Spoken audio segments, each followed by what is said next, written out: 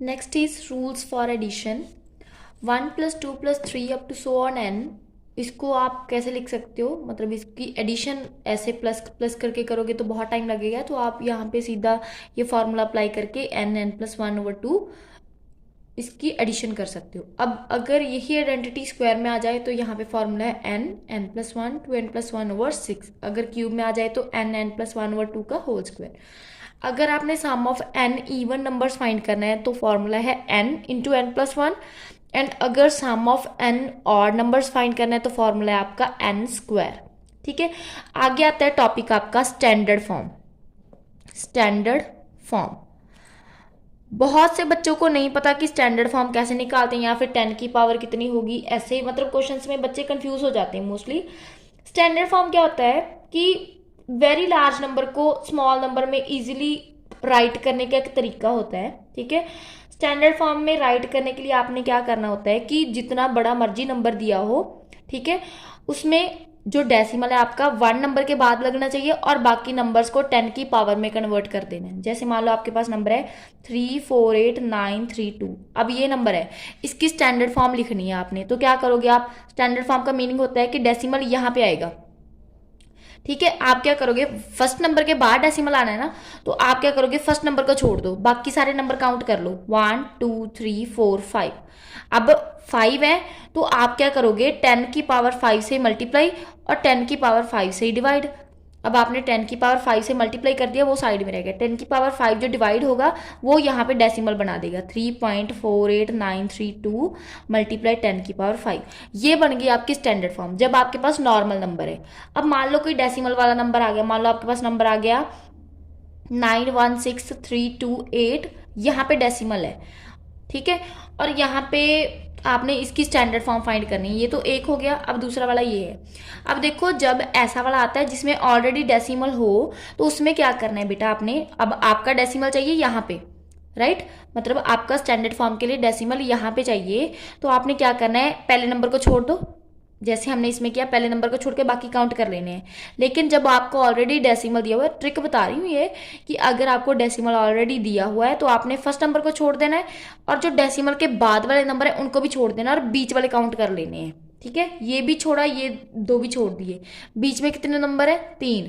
तो आप क्या करोगे, इसको 10 की पावर 3 से मल्टीप्लाई करोगे, 10 की पावर 3 से ही डिवाइड करोगे। तो हम इस क्वेश्चन में 10 की पावर 3 से मल्टीप्लाई 10 की पावर 3 से डिवाइड करेंगे तो ये डेसिमल यहाँ पे चला जाएगा, मतलब 916328 यहाँ पे डेसिमल आएगा, मल्टीप्लाई 10 की पावर 3, क्योंकि ये जो 10 की पावर 3 ओवर में थी उसी का डेसिमल यहाँ पे गया, उसी की हेल्प से ये डेसिमल यहाँ पे गया।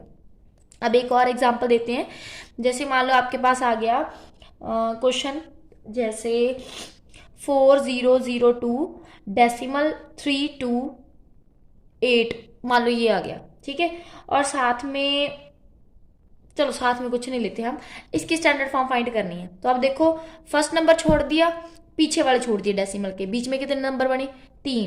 तो आप क्या करोगे, इस नंबर को 10 की पावर 3 से मल्टीप्लाई 10 की पावर 3 से डिवाइड, तो आपका आंसर आ जाएगा 4.002328 मल्टीप्लाई 10 की पावर 3। ये बन गई आपकी स्टैंडर्ड फॉर्म। ठीक है, ये तो है सरल सा तरीका स्टैंडर्ड फॉर्म को सॉल्व करने का। अब इसके क्वेश्चन रिलेटेड कैसे आते हैं वो बताती हूँ।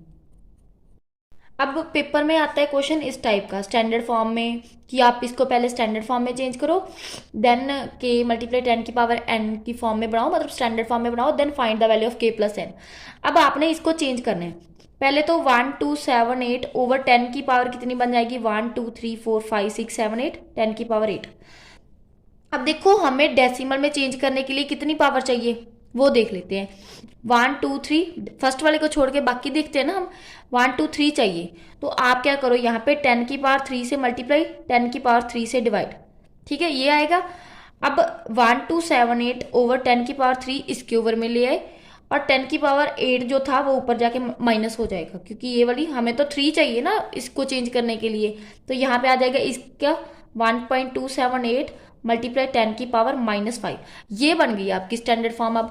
अब हम इसके साथ कंपेयर करते हैं, तो k की वैल्यू क्या आ गई, 1.278 एंड n की वैल्यू क्या आ गई, -5। अब हमने फाइंड करना था k प्लस n, तो k प्लस n की वैल्यू क्या है, 1.278 प्लस इंटू -5 तो आएगा 1.278 -5। अब इसको सॉल्व करेंगे तो माइनस में वैल्यू आएगी, तो आपका आंसर आ जाएगा -3.722। ठीक है, ये आपका आंसर आ जाएगा। मतलब पेपर में ऐसा क्वेश्चन आता है कि आपको कोई भी क्वेश्चन दिया होगा उसको इस फॉर्म में पहले चेंज करो, then k+n, k-n, k multiply n, k/n, कुछ ऐसी वैल्यूज ही फाइंड करनी होगी। तो उसके लिए पहले आपको इसको स्टैंडर्ड फॉर्म में चेंज करके k एंड n की वैल्यू फाइंड करनी पड़ेगी, देन k+n, k-n जो भी आपको क्वेश्चन में रिक्वायर्ड होगा वो सॉल्व करना पड़ेगा। ठीक है, ये इजी सा टॉपिक है स्टैंडर्ड फॉर्म। अगर फिर भी कोई डाउट आया तो आप मुझे कमेंट बॉक्स में मैसेज करके पूछ सकते हैं, मैं आपके क्वेश्चंस का आंसर जल्दी जल्दी देने के लिए ट्राई करूंगी। Thank you so much.